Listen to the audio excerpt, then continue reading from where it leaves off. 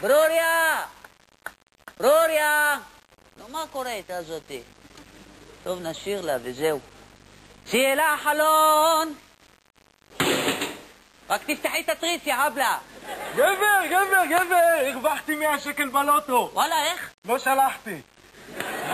תגיד, איפה יובל? מה, יובל השקרן צריך לבוא? למה שקרן? וואלה, הבן אדם הזה לא מפסיק שקר. תראה, כל פעם שהוא משקר, הוא יורק, שים לב. מה העניינים? מה איפה אתה? מחכים לך כבר 5 שעות. הייתי תגוע בפקק, באיילון. הרגע היינו באיילון, לא היה שם שום דבר. מה קרה לך? הייתה תאונת דרכים ונפצעו אנשים ואמבולנסים.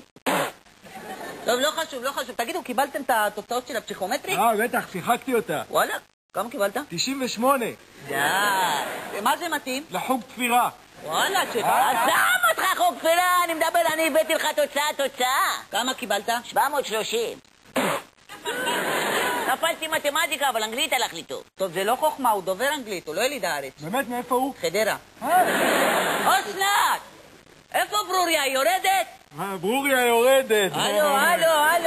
מה, אתה עוד עם ברוריה? מה, כבר 6 שנים? וואלה, איזה קטע, אני זוכר לפני 4 שנים היה 2 בוא'נה, אתה תפסת מישהי, מה זה יפה? כן, גם היא אוהבת אותך. בוא'נה, מה איתך, לא תתפוס מישהי? מה, לא סיפרת לך? אחת משנקין לקחה אותי להביתה, עשתה לי ארוחת ערב כל הלילה, אני והיא, חבל לך על הזמן. בסוף שילמה לי. תגיד, מה עם אחותך? הלו, בלי החיות, הלו. מה אתה מתעצבן? מה, נראה לך היה לי משהו עם אחותך?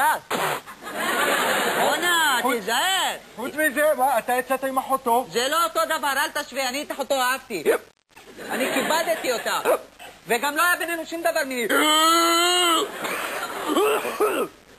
בסדר אתה. בוא'נה, אני חייב לזוז, הכרתי איזה דוגמנית שוודית. דוגמנית שוודית. נו. תגיד, אתה מטומטם, למה אתה הולך? כי אתה כל הזמן... טוב, הנשמה, אני הולך לבית, תטפל בעצמך, לא... איך אני שונא אותו, השקרן הזה, תגיד, אתה כשיצאת עם אחותי לא היה ביניכם שום דבר מיני. מה פתאום, נראה לך?